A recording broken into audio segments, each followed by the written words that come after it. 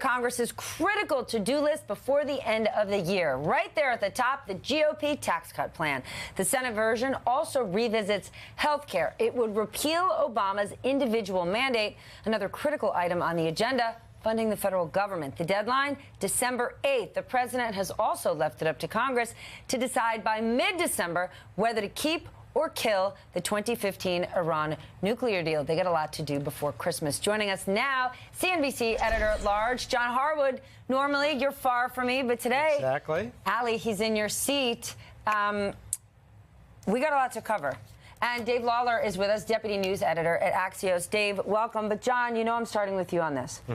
Front and center is the Republican tax cut plan. The president, again hailing it this morning, he desperately wants a victory. Does repealing the individual mandate hurt those chances?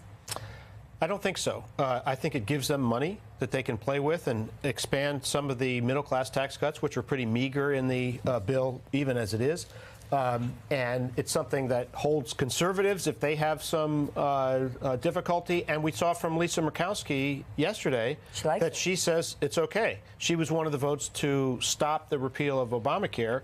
But in this case, she says, well, this only gets rid of the coercion, but doesn't get rid of the guts of the program. So I think it is a step forward for the Republicans, but I don't know if they can pass the bill. And on the core point that you mentioned at the beginning, how much is this going to boost the economy? Most of the analysts say not that much. I'm with you that it doesn't boost the economy, but I still think it's going to get passed.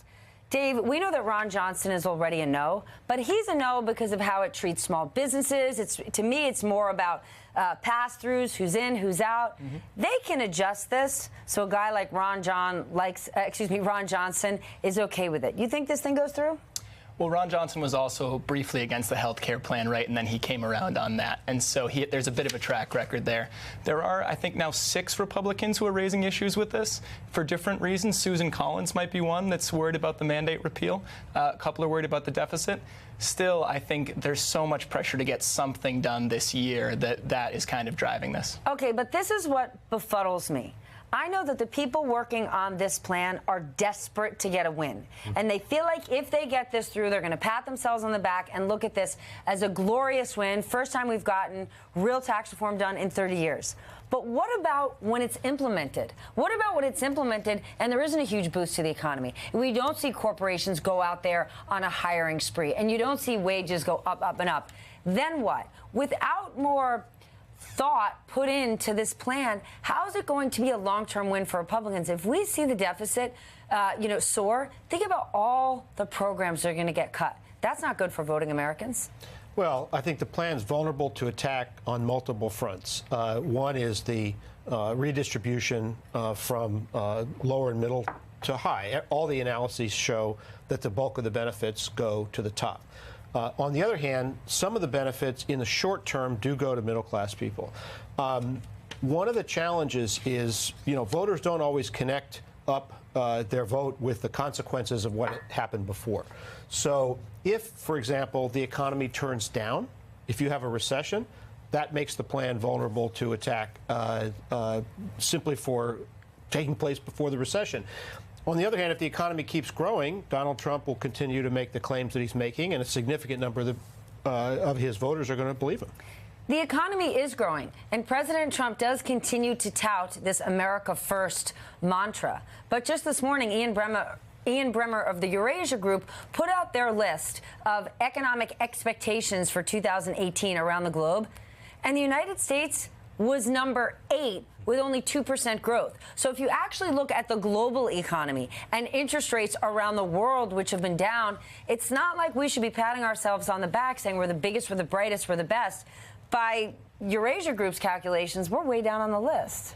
Yeah, and I think that's part of what Steve Mnuchin and Gary Cohn are saying in pushing for this tax plan. They say the economy is on the way up, but it could be growing so much faster. Now, the analyses we've seen don't necessarily suggest that the tax plan would help that, but they certainly say it would. Yeah, but hold on. Look at Europe. You want to say we need to catch up? Europe has a much lower rate than we do, and they've had pretty much stagflation all these years. Right.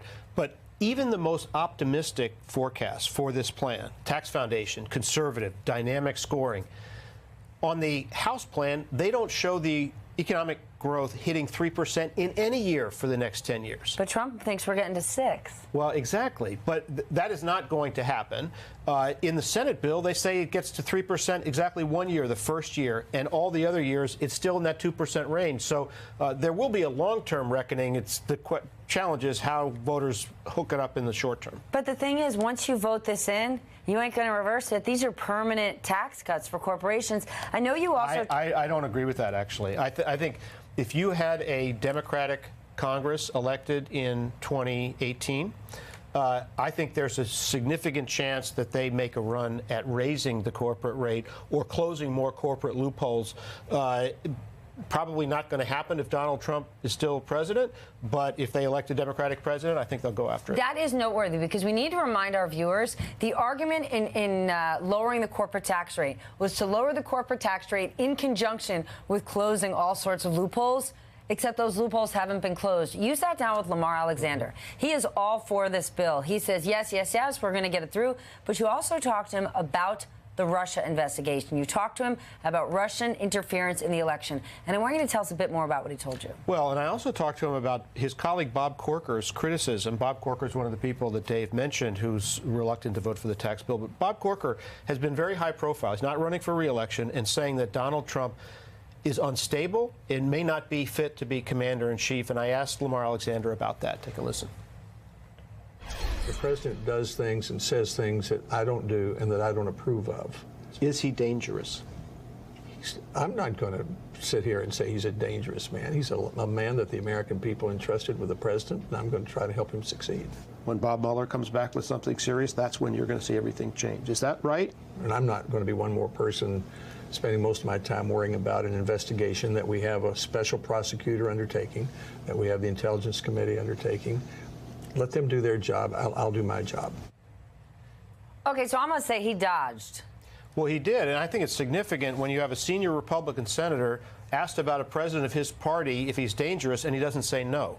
And in terms of the Mueller investigation, he is not absolving the president. He is because he has not said he is retiring from the Senate. He's circumspect. He's trying to get the president to agree to his bipartisan Obamacare fix bill.